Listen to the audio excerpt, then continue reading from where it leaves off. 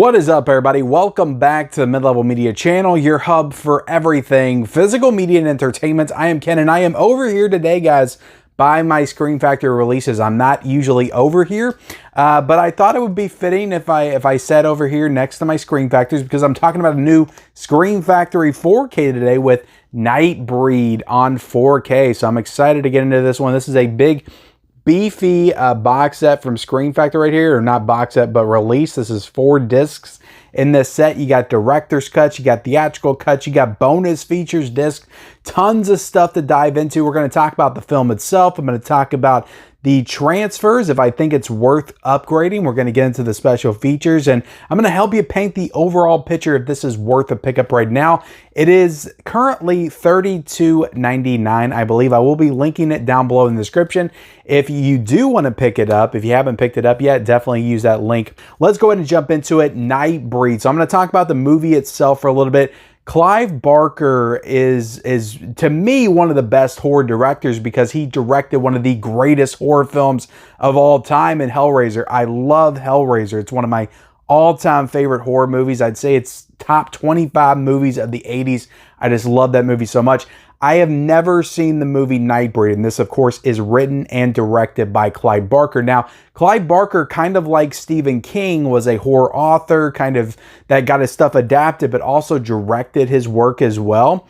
So they're kind of comparable in that respect, even though I would say that Clive Barker is a better director than Stephen King. I did really enjoy this movie. I didn't love it, but I did appreciate a lot of things about it. I appreciated how it kind of had this like cool, fantastical feel to it.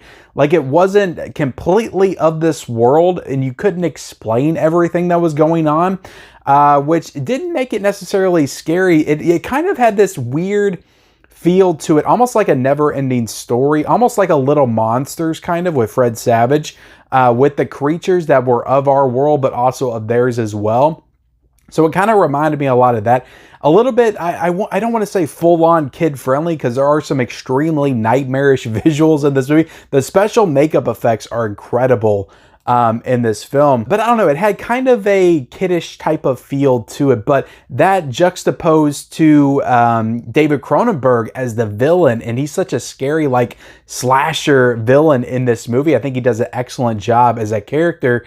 That kind of dichotomy between the two, just kind of comparing those two styles, it shouldn't work, but it does kind of work, and I do think it works quite well. You know, you definitely empathize with the monsters of this film more so than the humans, who are kind of more monstrous than the monsters themselves. But I thought David Cronenberg was a really cool villain in this movie. I thought that he was easily probably my favorite part of the film. You also got Danny Elfman doing the score for this movie, which, again, like, if this is trying to be like a straight up horror movie, doesn't necessarily work. And whenever I hear Danny Elfman's score, especially from this time period, this came out in 1990, it instantly reminds me of Edward Scissorhands, of Beetlejuice, of the Batman movies. He just had this very distinct style around this time. So the score doesn't necessarily feel the most original. It kind of feels like it's ripped from certain parts of the Batman score and the Edward Scissorhands scores. But it's still really good, and it fits kind of with the movie. There's certain parts it fits, I think, more than others. But I did like the movie. It did feel a little bit disjointed in parts, and I think that's because I did watch the theatrical cut, and from what I understand, 20th Century Studios, or 20th Century Fox, back then actually cut a lot of stuff out of the movie without even Clive Barker knowing, and he didn't know it until he saw the final product, and he was like, this is not the movie that I intended to make. They cut like an hour of stuff out that he wanted in the film. So there's a lot of stuff in that, I think, like character motivations and just stuff that would make the actual like plot of the film like flow better narratively. So the movie does feel very disjointed. It feels like it's very poorly edited. It's just kind of jumping from scene to scene with no cohesion. Again, no motivations. You don't know why certain characters are doing what they're doing. You can kind of follow along and you kind of get it and understand, but I feel like if I had watched the director's cut, which I did watch pieces of the director's cut, I would have understood the actual movie and maybe enjoyed it even more. So I do want to watch the director's cut at some point, but The director's cut is not in 4K. It's just the theatrical cut that's in 4K. So that's what I watched so I could do the 4K review of this movie. So overall though, I did enjoy this movie for what it was. I feel like maybe if I watched the director's cut, I would enjoy it a little bit more. Apparently they added in like 45 additional minutes of Clive Barker's footage that was cut out of the original cut. And then they took out like 20 minutes that he didn't want in the theatrical cut.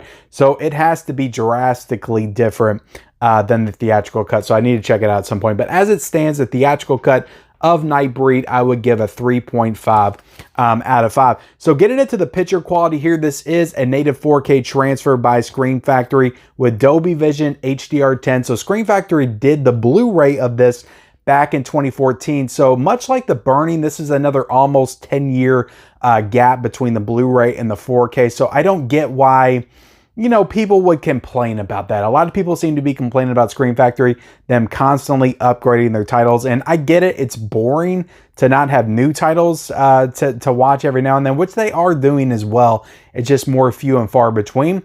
But again, this is a 10-year-old Blu-ray that they're upgraded to 4K. And looking at the director's cut, at the Blu-ray, which I don't own in my collection, I've never, again, like I said, this is the first time I watched this movie.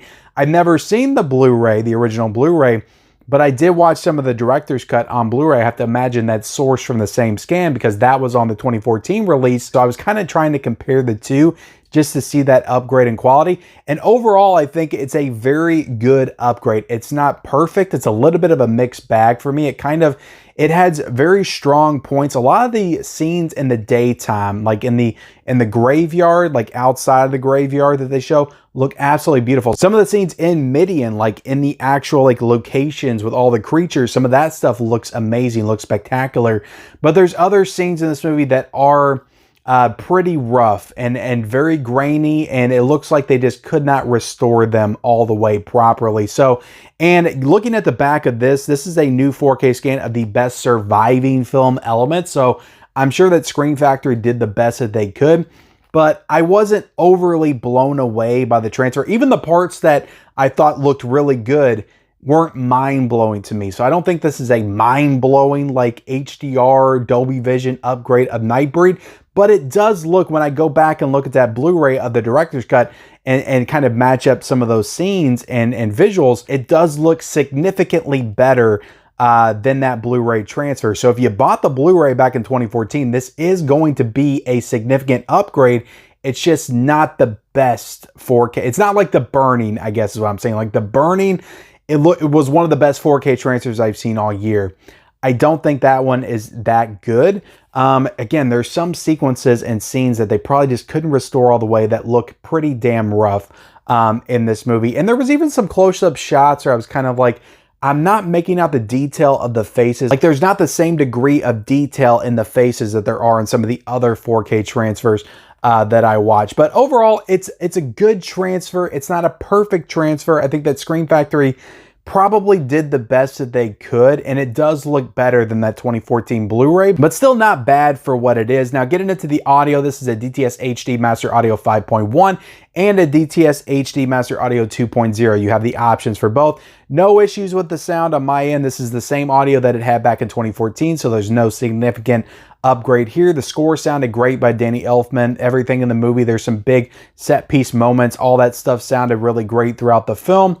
So yeah, it sounded good. Audio fine. No issues with the audio here. Diving into the special features. This thing, if you don't have that 2014 release, this is the first release of Nightbreed that you're getting.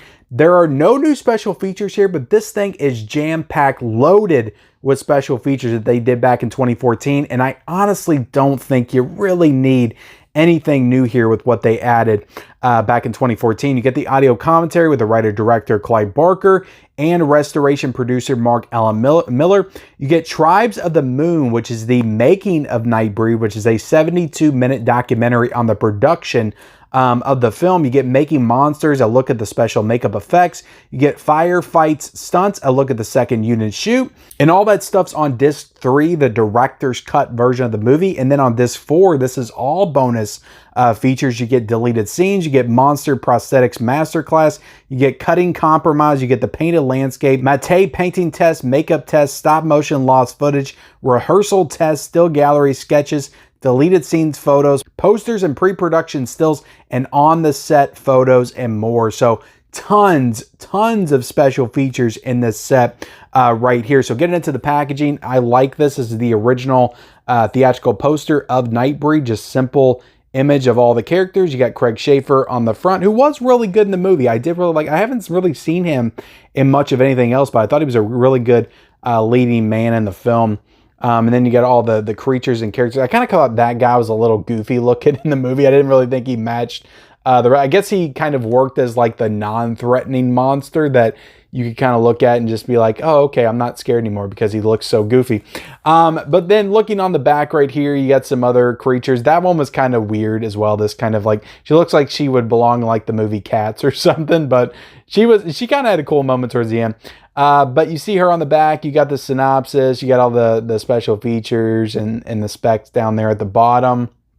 You got the image of David Cronenberg. I really like that mask. Like, that was just such a cool mask. And just the way he looked, like when he talked with the mask on, I just thought it was super unsettling and cool. I thought he was awesome in the movie.